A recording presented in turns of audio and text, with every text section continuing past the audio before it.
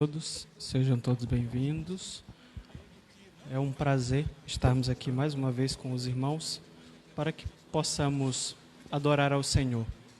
E nós sabemos que o culto é feito de várias partes, inclusive a oração. Nós meditamos, nós entendemos que as músicas são extremamente importantes para a nossa edificação, porque elas nos ensinam e, de alguma forma, completam aquilo que é exposto. Então, depois desse momento especial, estaremos fazendo a meditação no texto bíblico. Nós estamos fazendo a exposição de 1 aos Coríntios. Hoje nós estaremos dando continuidade a isso. Fizemos no passado o início do capítulo 7 e encerramos o capítulo 7 na quinta-feira.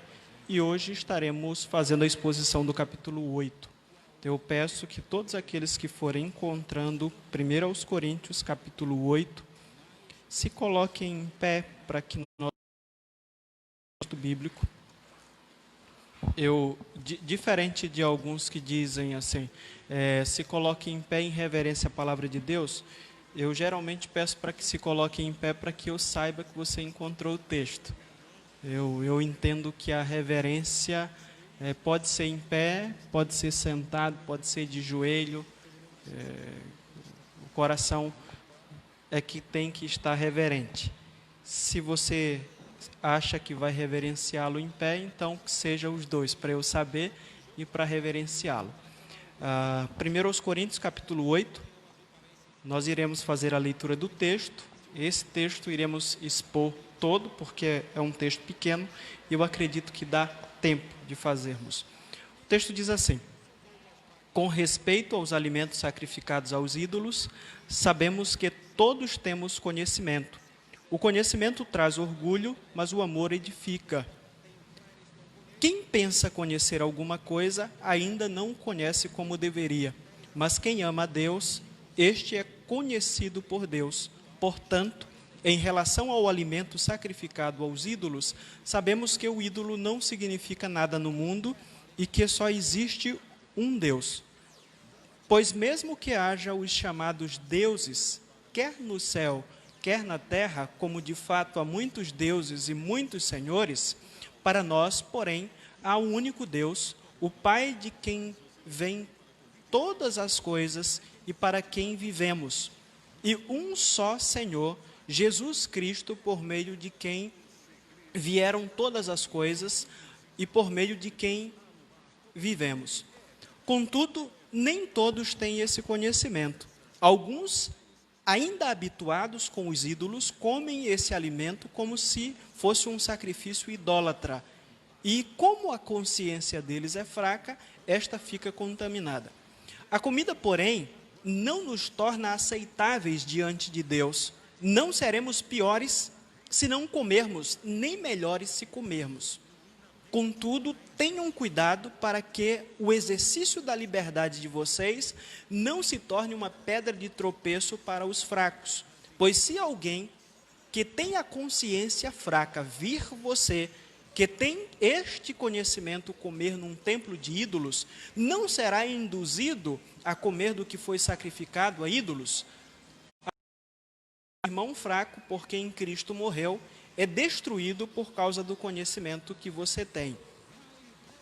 Quando você peca contra seus irmãos dessa maneira, ferindo a consciência fraca deles, peca contra Cristo. Portanto, se aquilo que eu como leva o meu irmão a pecar, nunca mais comerei carne, para não fazer meu irmão tropeçar. Senhor nosso Deus e Pai, glorificamos o Teu santo nome por Tua palavra que está diante de nós. Nós Te agradecemos também, porque a Tua bondade se manifesta por meio dela. Quando ela nos edifica e também quando ela nos salvou. O Teu juízo se manifesta quando as pessoas ouvem aquilo que ela diz e não querem nem saber. Nós glorificamos o Teu santo nome por isso. Queremos, Pai, que neste momento de reunião do Teu povo em culto solene a Ti, a Tua palavra cumpra com o seu propósito na vida de cada um de nós. É o que eu te peço e em nome de Jesus eu te agradeço desde já. Amém. Eu peço que todos sentem, nós iremos focar no texto. Eu não sei se tem alguém aqui que ainda faz aquele negócio que eu acho interessante. Está em dúvida com alguma coisa, ou está passando por algum problema, de manhã senta com a sua Bíblia aberta, fecha os seus olhos e abre a Bíblia para poder ter uma resposta. Se tiver alguém aqui, não precisa se manifestar, tá? Mas eu acho interessante isso. Eu fiquei pensando sobre esse texto que nós acabamos de ler, e principalmente sobre o versículo 13. Digamos assim, a mídia fala muito hoje sobre veganismo. Antes era vegetarianismo, mas hoje é veganismo. Mas vamos lembrar a questão do vegetarianismo. Aí, de repente, você está pensando sobre isso, e aí você pega o texto bíblico e faz do jeito que eu acabei de falar. Aí, o que acontece? Você abre e, de repente, o seu dedo vai no versículo 13. Olha o versículo 13 de novo. Portanto, se aquilo que eu como leva o meu irmão a pecar, nunca mais comerei carne para não fazer o meu irmão tropeçar. É provável que a sua conclusão sobre esse texto é que Deus estaria te mandando ser vegetariano por causa do teu irmão. Se ao comer carne, você escandalizasse alguém. Por que eu estou dizendo isso antes da gente prosseguir? É para lembrar para cada um de nós que aqui estamos, aqueles que estão em casa, da importância do contexto em uma passagem bíblica. Você não tem como entender um texto sem um contexto, sem avaliar aquilo que o autor disse antes e aquilo que o autor vai dizer depois. O texto que está diante de nós, ou esse trecho aqui em questão, é um assunto que vai ser tratado a partir do capítulo 8 e só termina no capítulo 11, versículo 1. Então, qualquer coisa que for dito aqui neste texto e for exposto hoje, precisa ser compreendido em parte, e os textos subsequentes, ou os versículos e capítulos, é que vão completar. Então, tem declaração que Paulo faz aqui, que ele vai completar mais na frente. Então, é importante que você leia esse texto hoje, assim como leu comigo, e continue a leitura quando você sair daqui, para que você entenda ele melhor, quando nós continuarmos a exposição dos capítulos posteriores. Olha como Paulo encerra esse texto, ou essa perícope. Ele diz assim: também eu procuro agradar a todos de todas as formas, porque não estou procurando o meu próprio bem, mas o bem de muitos, para que sejam salvos. Tornem-se meus imitadores, como eu sou de Cristo. Então, o texto que nós acabamos de citar está no capítulo 10, versículo 33, a primeira parte. E quando Paulo diz, tornem-se meus imitadores, como eu sou de Cristo, está encerrando o assunto no capítulo 11, versículo 1. Na semana passada, no domingo, nós fizemos a exposição do capítulo 7 e nós dissemos o quê? Esse capítulo 7 são algumas respostas que Paulo dá a algumas perguntas que foram enviadas a ele sobre a questão do casamento. Então, você vê lá ele expondo várias coisas em forma de resposta às perguntas que foram enviadas. E aqui também nós temos algo um pouco parecido. Ele vai responder também sobre um questionamento. Neste caso aqui, são as comidas sacrificadas aos ídolos. Isso estava gerando problemas na igreja. E o povo queria saber o que o apóstolo Paulo pensava sobre isso. A igreja já havia decidido algo no Concílio de Jerusalém, que é relatado no livro de Atos. Mas parece que a coisa não resolveu o problema como um todo. Existiam algumas questões que eram bem particulares da cidade de Corinto, e da igreja especificamente, que precisavam aí ter uma resposta mais concreta para aquele povo. Então, o que eu queria que você pensasse é o seguinte, para me acompanhar nesse texto. Mais uma pergunta irá nos nortear para entendermos esse texto. Qual é a pergunta? A pergunta seria: o cristão pode comer alimento sacrificado aos ídolos?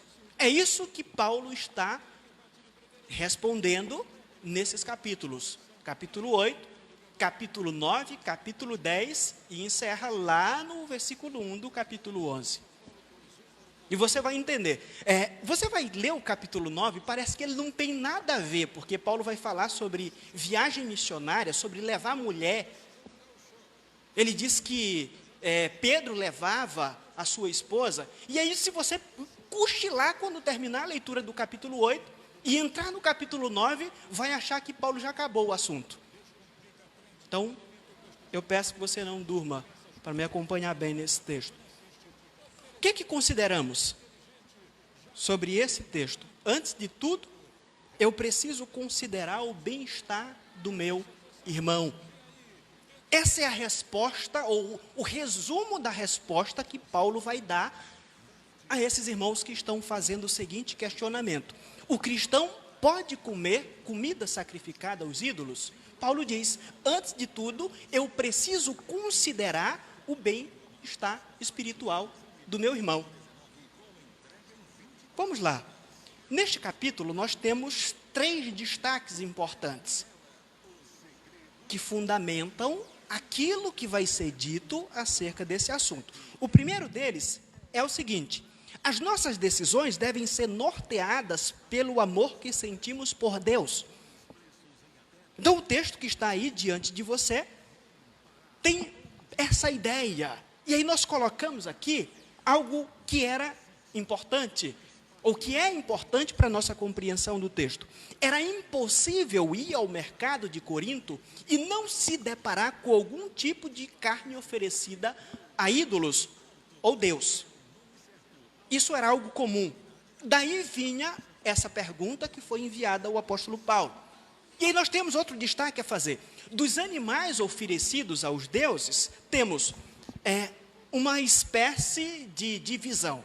Aí colocamos aqui para vocês o seguinte: uma parte era queimada no altar, eu estou oferecendo um sacrifício, nesse sacrifício uma parte era queimada no altar. E a outra era usada em um banquete sagrado, tendo a divindade como hóspede de honra.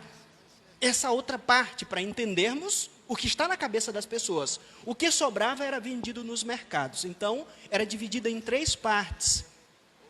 Se você não compreender isso, não tem como entender aquilo que está sendo tratado no texto, ou aquilo que está sendo respondido no texto. Disso adivinha mais um problema que pairava sobre a igreja. De um lado nós temos, eu digo mais um problema porque nós já falamos sobre vários problemas que a igreja enfrentava referente às divisões. E aí, nós temos aqui, referente a esse assunto, um grupo que sustentava, com base em um conhecimento superior, que não tinha nenhum tipo de problema comer esse tipo de comida. Então, não tem problema, eles acreditavam assim. Eu tenho maturidade espiritual o bastante para lidar com essa situação, então, para mim não tem problema. Do outro lado, havia um grupo que ainda acreditava, ao que parece, com base no versículo 7, de que os ídolos tinham algum tipo de poder. E talvez esse grupo que defendia essa mesma ideia, no meio deles, ou eles mesmos acreditavam que, quando alguém comia esse tipo de alimento, se associava com a idolatria por meio dessas comidas.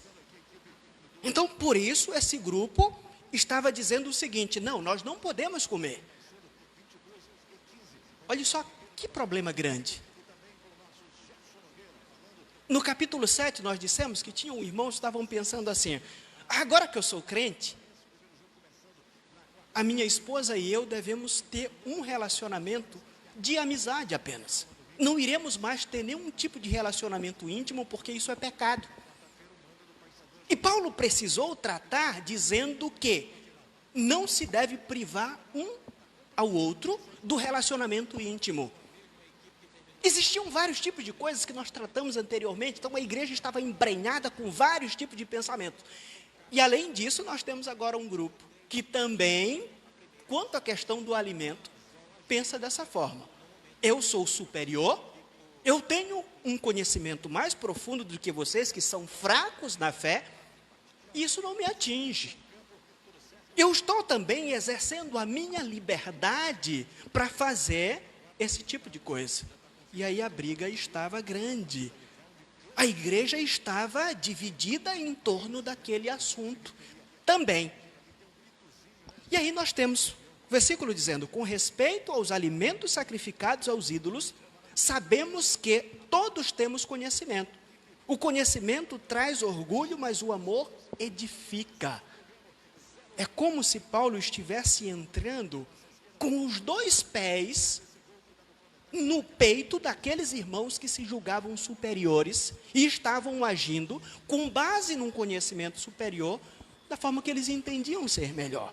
Os defensores de que não havia nenhum mal, nenhum tipo de problema, comer aquele tipo de comida, julgavam-se superiores aos demais, como eu falei para vocês. Isso é expressado muito bem pela frase: sabemos que todos temos conhecimento. E, além disso, Paulo utiliza a palavra orgulho, que significa em grego orgulho ou arrogante a tradução. O conhecimento, a ideia dele, o conhecimento que o torna arrogante, não o torna sábio. É isso que ele está dizendo para aquele povo. O conhecimento que acende a arrogância de uma pessoa priva de conhecer verdades espirituais mais profundas acerca de Cristo, acerca do Evangelho. Isso que vocês estão defendendo como superioridade para comer aquele tipo de alimento, na verdade isso não é sabedoria, isso não é espiritualidade. Dizer que tenho um conhecimento mais profundo, ou que determinadas coisas não me atingem espiritualmente, não significa dizer que eu sou espiritual. Que eu estou em um nível de espiritualidade mais alto do que os demais. Paulo está dizendo isso no versículo 2. Precisamos entender com isso que, por mais que nos esforcemos, o conhecimento que temos de Deus é incompleto. É incompleto. Nós nunca conheceremos Deus como verdadeiramente Ele é, a toda a grandeza dele. Nós somos limitados. É claro que quando estivermos com Ele, com o seu Filho, nós teremos um conhecimento mais profundo. Só que de forma alguma, mesmo vivendo com toda a santidade, na presença dEle, Deus é grande demais para seres humanos se arrogarem e dizerem: eu o conheço de forma completa. Para nós conhecermos Deus em sua completude, nós teríamos que ser iguais Ele é. E eu digo para vocês que mesmo morando com Ele e tendo todos os nossos pecados totalmente eliminados, nunca chegaremos a essa posição. Mas o interessante é que existem pessoas que agem como se já conhecessem tudo de Deus. Agem dessa forma. Eu estudei com um senhor, ele fez algumas matérias comigo no seminário. Eu estava no 3º ano, e ele tinha frequentado algumas outras aulas e foi lá fazer uma matéria comigo. E uma das características daquele cidadão é que os professores praticamente não conseguiam dar aula, porque ele interferia em tudo que os professores falavam. E a conclusão, para ele não terminar a faculdade, é que ele disse que ele sabia mais do que todos os professores. Então ele não iria mais estudar lá. E aí esse indivíduo sumiu. Depois eu soube que ele estava fora da igreja. Ele estava revoltadíssimo com Deus, porque a sua esposa faleceu de câncer e Deus não avisou para ele que isso iria acontecer.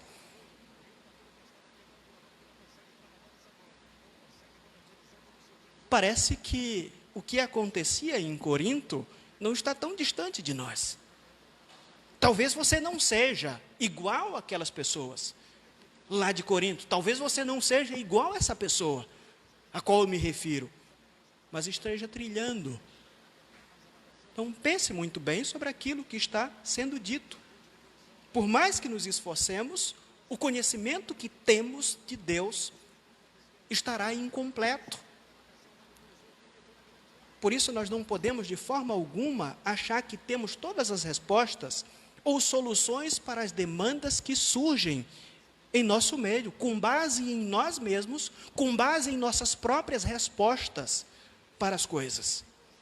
No versículo 3, há uma inversão muito interessante, uma pergunta, né?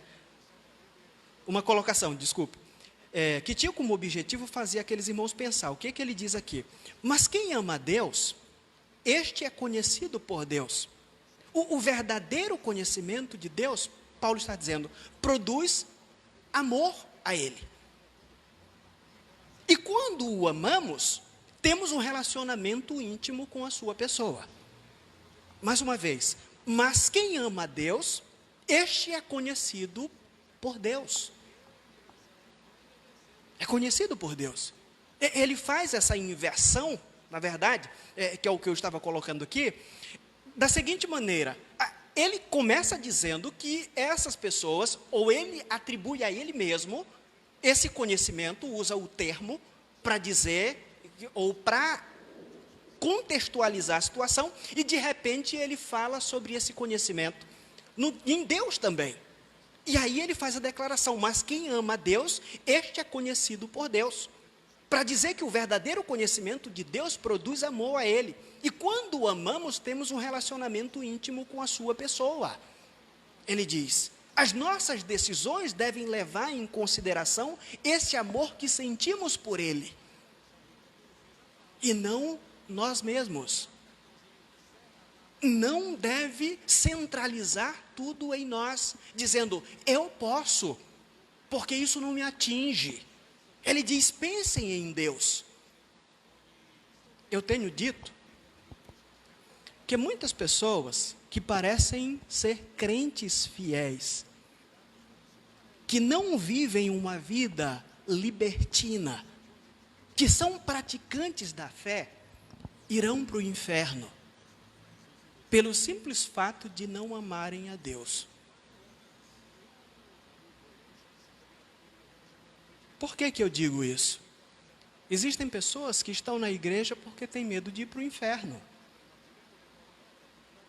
Existem pessoas que estão na igreja porque um filho nasceu e eles acham que a igreja é o lugar melhor para se criar uma criança. Existem vários tipos de coisas que as pessoas buscaram uma igreja por causa disso. E aqui, nós temos Paulo dizendo, as nossas decisões devem levar em consideração o amor que sentimos por Deus. E não o nosso conhecimento, não os nossos próprios interesses. E aí ele prossegue, dizendo o seguinte, o ídolo representa um Deus que não existe. Essa é a sua segunda resposta sobre a pergunta que lhe foi feita. E aí nós temos ele dizendo, é do conhecimento de todos nós que os ídolos não são nada. Eles representam algo que não existe. Fustel de Coulanges, um historiador bem famoso, escreveu um livro, A Cidade Antiga. Se você quiser conhecer um pouco sobre religião, sobre o surgimento das religiões, leia esse livro. Eu acho que ele tem umas 400 páginas e umas letras bem pequenas, que você vai demorar um pouco, mas a leitura é muito interessante. Ele fala sobre várias coisas, e lá ele fala como é que surge os deuses. Ele diz que eles surgem no lar, no momento em que um patriarca morre, esse indivíduo começa a ser venerado pelos seus descendentes. E depois se cria um penates dele, uma imagenzinha, se coloca um fogo em casa que não se pode apagar, e aí a religião começa em torno da adoração desse indivíduo. Depois ele se torna um deus de uma comunidade toda, e assim sucessivamente. É bem interessante a leitura que ele coloca lá, e de fato parece que é isso que acontece com a maioria das culturas. Um antepassado que morreu, que ao morrer inicialmente se fazia uma tumba bonita, se colocava comida para ele, e depois a coisa vai evoluindo, mas aquele cidadão não passa de um indivíduo que morreu e está ali. Não é nada. Só representa alguma coisa para aquele grupo, mas não representa nada para a humanidade como um todo, não tem nenhum tipo de poder, porque está morto. Assim como a imagem que foi criada para representá-lo. E Paulo parece que reflete essa ideia. Eles representam algo que não existe. Poderia até ser um ser humano, mas morreu.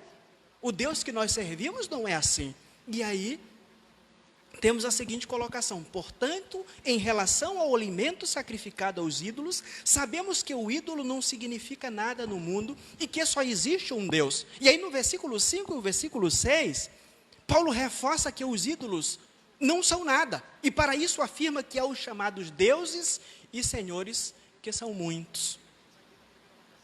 Que era tipicamente do conhecimento daquelas pessoas essa ideia.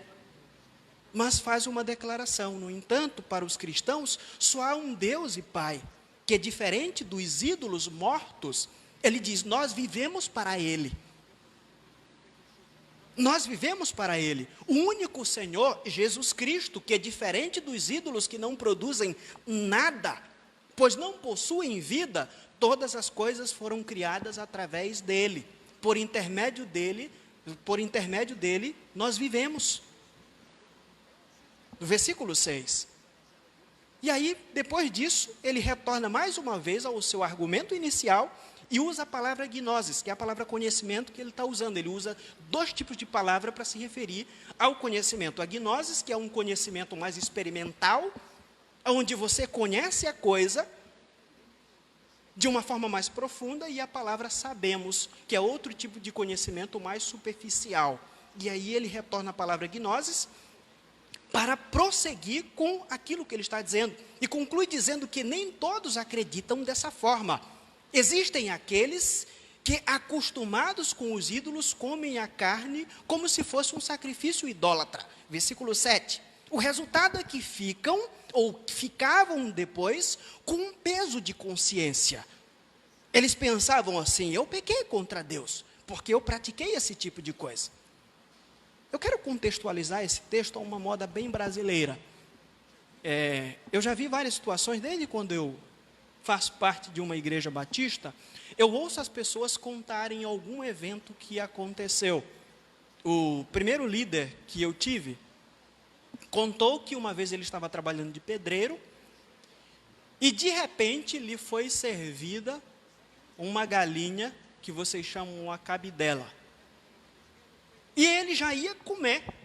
E de repente uma pessoa que não era convertida disse: tu vai comer essa comida aí, tu não é crente, pode comer sangue? E aí ele disse que não comeu, ficou com fome. E só, na verdade, ele pediu para a dona do serviço dar para ele um macarrãozinho que tinha lá e decidiu não comer para não escandalizar aquele indivíduo. Você já deve ter ouvido algum tipo de história dessa. E as pessoas, às vezes, perguntam sobre isso. Outros perguntariam aqui o milho na época da festa junina. Então, se você estivesse pronto para comer o milho e alguém chegasse com você e dissesse, você não é crente, você vai comer esse tipo de coisa? Alguns responderiam isso, eu acho que era fácil de responder. O pato no tucupi, ou a maniçoba no período do Sírio. As pessoas discutem muito sobre isso, já me perguntaram várias vezes sobre esse assunto. Mas eu acho que essas duas, ou essas colocações que eu fiz aqui, não tem muito a ver, elas não têm um correlativo tão profundo com essa situação do que uma coisa bem brasileira que temos, que seria o despacho. Você comeria um despacho? É fácil você responder se comeria ou não maniçoba, né? A ideia parece ser essa aqui. Por exemplo, você vai dizer, eu não comeria o despacho. Mas por que você não comeria? A minha pergunta seria, e outra pergunta que eu faria para você é, por medo? Parece que os irmãos da igreja de Corinto tinham alguma coisa de pensamento sobre isso. Parece que eu não como porque o ídolo ainda significa alguma coisa. Ele tem uma espécie de poder. Tem gente que com certeza aqui, eu tenho certeza disso, não comeria o despacho por causa de medo. E Paulo iria dizer, olha, ali não tem nada que possa fazer mal a vocês. Peguei vocês, né? Todas as vezes que o povo fala sobre isso, fala sobre galinha, sobre maniçoba, sobre pato e tal. Olha só. Parece que esse é o correlativo mais interessante. O ídolo, Paulo diz, representa um Deus morto.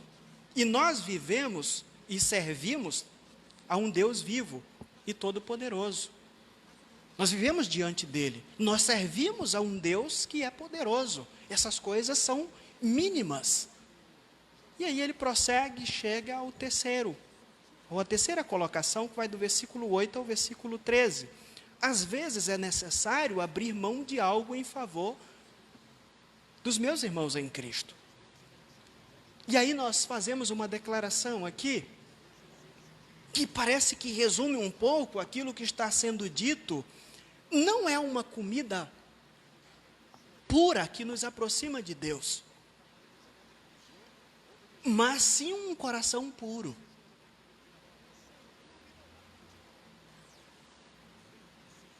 A comida não tem poder para nos aproximar dele. É um coração puro. A comida em si não tem o poder para mudar nada de nosso relacionamento com Deus. Versículo 8 parece ser essa ideia. Todavia, as minhas decisões podem afetar a vida espiritual dos meus irmãos. É isso que ele está dizendo para nós. Se houver alguma eminência de isso ocorrer, a minha liberdade pode se transformar em um tropeço para o outro. Eu já contei para vocês e vou repetir em outro contexto.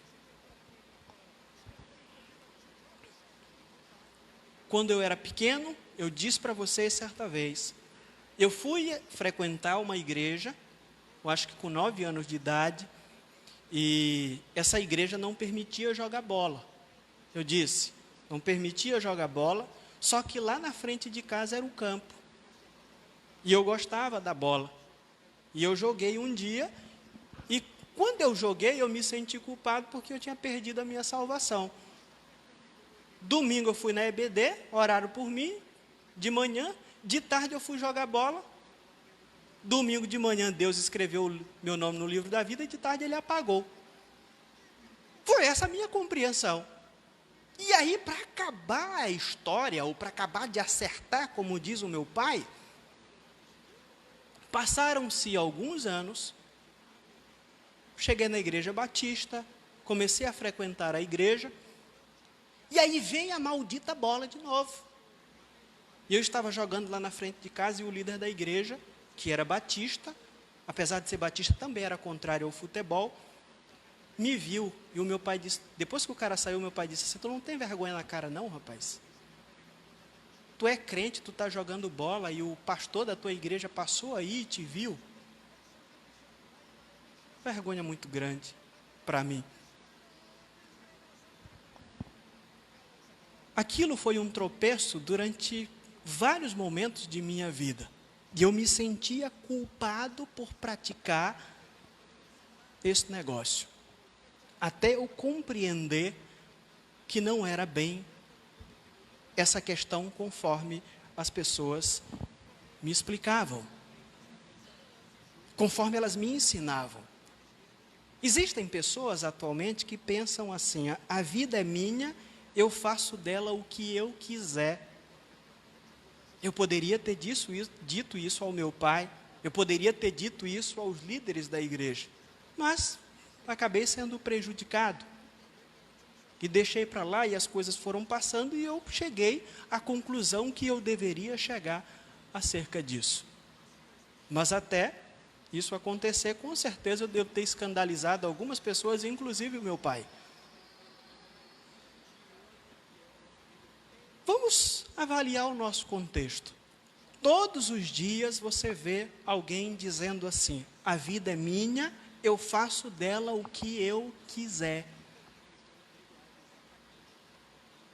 Não importa o que as pessoas vão pensar da minha roupa, do meu cabelo, da minha maquiagem, de qualquer coisa que eu fizer, da minha tatuagem, não importa. A vida é minha e eu faço dela o que eu quiser. Eu sou maduro o suficiente para tomar esse tipo de decisão. E aí você coloca o cara aqui no crivo do texto. Será que passa esse tipo de coisa? Não pode passar. Parece que a vida cristã não segue esses padrões de um discurso mundano. E infelizmente para nós, poderia ser assim. Eu poderia pensar dessa forma, porque afinal de contas eu sou livre, a vida é minha, e eu faço dela o que eu quiser. Mas parece que Paulo não concordava dessa forma.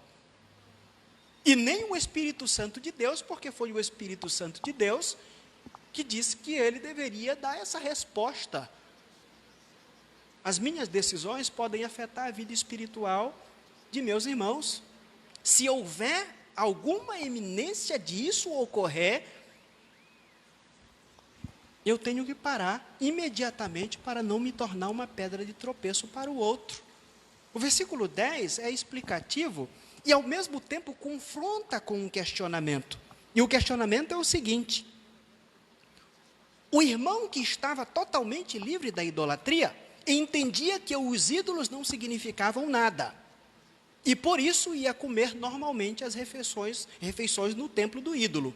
Contudo, tinha um agravante. O irmão que ainda achava que os ídolos possuíam algum poder, ou achava que comer no templo não era correto, poderia ser induzido a comer e acabar participando ativamente da idolatria, ou sentir-se culpado por tê-la feito. Paulo pensa dessa forma. Tal atitude, segundo a concepção de Deus, colocando na pena de Paulo, aqui por intermédio do Espírito Santo, torna ambos pecadores. Se eu exerço a minha liberdade cristã do jeito que eu bem entender, e esse tipo de exercer a minha liberdade está prejudicando espiritualmente alguém, eu estou me tornando um pecador. A Bíblia está nos dizendo isso.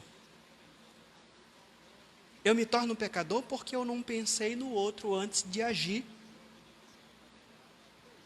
Ou porque me achei superior ao outro. E o camarada, porque comeu sem discernir corretamente, e acabou cometendo o pecado da idolatria, nesse contexto. É isso que Paulo está dizendo. Essa atitude de superioridade tinha o poder de destruir a fé do outro, conforme é destacado no versículo 11. A questão é simples. Se Cristo amou o irmão a ponto de entregar a sua vida por ele, você deveria amá-lo a ponto de desfazer-se de seus direitos por ele. Voltemos um pouco à cruz. O que Cristo fez? O que Paulo diz em Filipenses capítulo 2? Ele se desfez de sua majestade para morrer na cruz do Calvário por nós. Por mais que eu me desfaça de alguma coisa que estaria em jogo a minha liberdade, é pequeno, é nada diante daquilo que Cristo fez. Ele se desfez de tudo por nossa causa.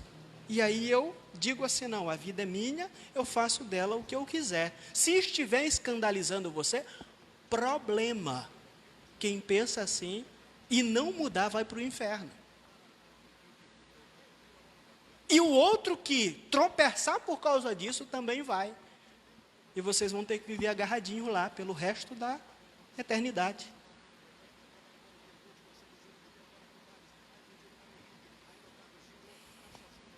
Interessante que a cada dia, esse pensamento continua aí. O tempo todo eu estou vendo. O tempo todo. Semana passada eu disse para vocês que eu vejo o Facebook e me dá raiva. Eu já pensei várias vezes, não, eu vou sair desse negócio.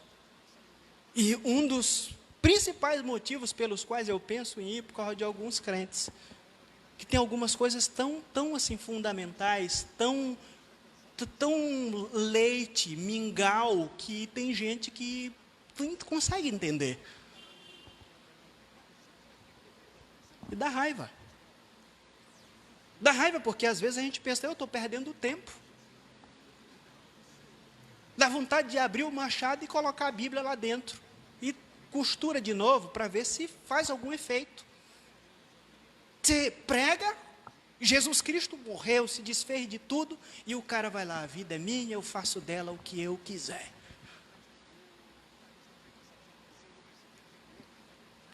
E aí Paulo nos lembra uma coisa, que também é fundamental, que você não pode esquecer.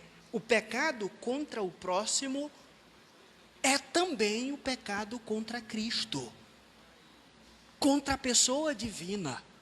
Você não tem como cometer um pecado contra outra pessoa sem cometê-lo contra Cristo. Eu não tenho como fazer nada contra o meu irmão sem estar primeiramente ofendendo ao meu Senhor. Essa verdade é expressada no versículo 12. Qualquer coisa que você faça, não tem como fugir. Você não pode dizer assim, eu amo a Cristo, e tem uns caras que levantam a mão, faz o diabo a quatro, fazendo esse tipo de coisa, e está o tempo todo ofendendo alguém. De alguma forma, ou de diversas formas, não é possível amar a Cristo e ao mesmo tempo ofender alguém. Eu estou ofendendo a Cristo, eu estou ofendendo ao meu Senhor. Isso está estampado diante de nós.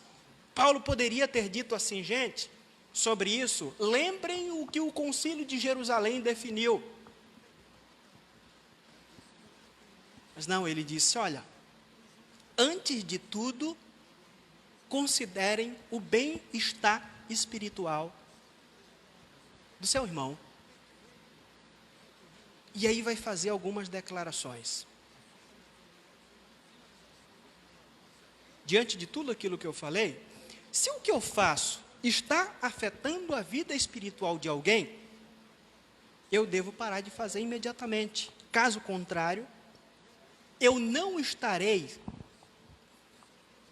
sendo um oceano de conhecimento e sabedoria, mas sim um abismo infernal.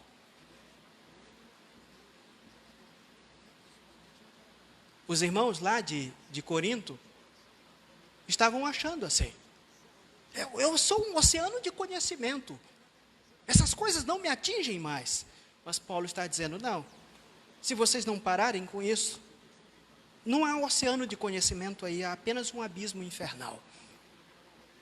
Porque vocês serão culpados por empurrarem essas pessoas para o inferno. Até agora, nós vimos que a igreja em Corinto estava dividida.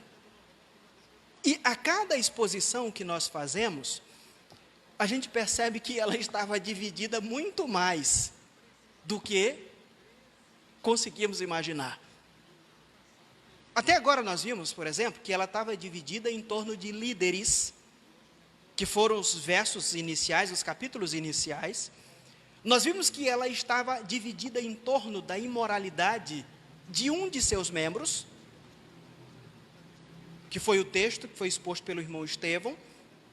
Nós vimos que ela estava dividida em torno de questões relacionadas ao casamento. Nós vimos que ela estava dividida em torno de comidas sacrificadas aos ídolos, que é o texto de agora. E a gente vai ver que ela está dividida em mais ainda. No capítulo 11, ela estava dividida e brigada no momento da ceia. E no momento em que ela prestava o culto a Deus reunida, tinha gente bêbada, tinha gente com raiva do outro, porque o outro não dividiu a comida. E nesse contexto as pessoas estavam falando em línguas e profetizando. Era no culto. Tinha gente porre lá profetizando e falando em línguas.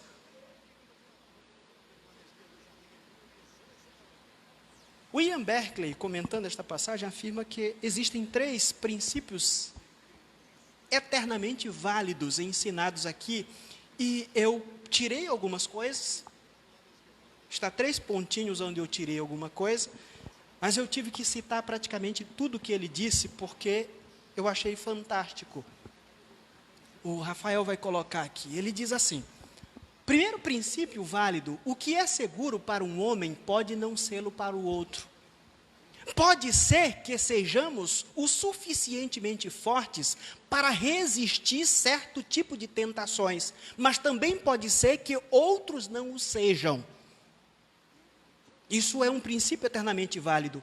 Pode ser que existam coisas que para nós não representem uma tentação, mas que sim sejam tentações violentas para outros. E, portanto, ao considerar se faremos ou não uma coisa, devemos pensar não só em seu efeito em nós, mas também em outros. O segundo princípio válido, ele diz: não terei que julgar nada unicamente do ponto de vista do conhecimento. Terei que fazê-lo tendo em conta o amor. Sempre existe perigo no conhecimento. Tende a que o homem seja arrogante, tende a que se sinta superior e despreze o homem que não está tão adiantado como ele. Tende a fazê-lo desconsiderado com aqueles que considera ignorantes. Nossa conduta deveria ser guiada sempre não pelo pensamento de que sabemos mais, mas sim pelo amor considerado e benévolo por nosso próximo. E bem pode ser que por ele tenhamos que deixar de fazer e dizer coisas que bem poderíamos fazer e dizer.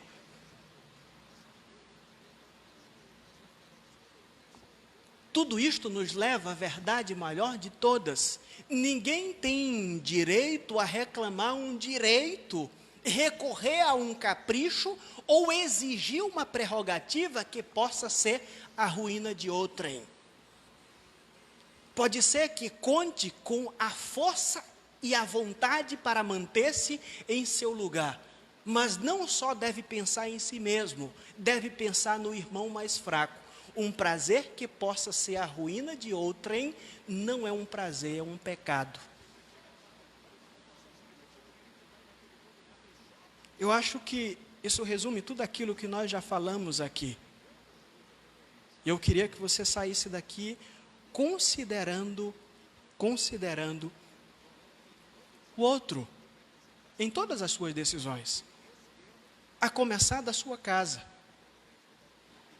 com a sua família. Você deve ter vários tipos de relacionamentos. Relacionamento entre esposo, esposa, namorado, namorada, noivo, noiva, pais e filhos, tudo enquanto é tipo de relacionamento que você possa ter. Aqui nós temos um princípio geral válido para todos nós, por toda a eternidade, que é o que Paulo nos coloca. Antes de tudo, eu preciso considerar o bem-estar espiritual do meu irmão. Por isso é que ele conclui lá no versículo 1 do capítulo 11, sede meus imitadores, porque eu sou de Cristo. Eu também, ele disse, tenho vivido uma vida me desfazendo daquilo que eu poderia estar fazendo por causa dos meus irmãos, por causa de vocês, porque Cristo fez isso, e nisso eu o imito. E para encerrarmos, antes de você dizer assim, a vida é minha, eu faço dela o que eu quiser, quando você diz isso, você está dizendo que a vida sua é do diabo. Porque aquele cuja vida verdadeiramente é de Cristo, sempre vai dizer, a minha vida é de Cristo. E não minha. Não vivo mais eu, mas Cristo vive em mim. Foi isso que quem escreveu esse texto aqui disse em algum momento, ou em alguns momentos de sua vida. Eu vivo desse jeito porque a minha vida não é mais minha. Aquele que se arroga dizendo, a vida é minha, na verdade ele continua dizendo, a minha vida continua nas mãos de Satanás, porque eu continuo praticando aquilo que eu desejo, as minhas próprias vontades. Que o Senhor os abençoe. Baixe a sua cabeça, vamos orar.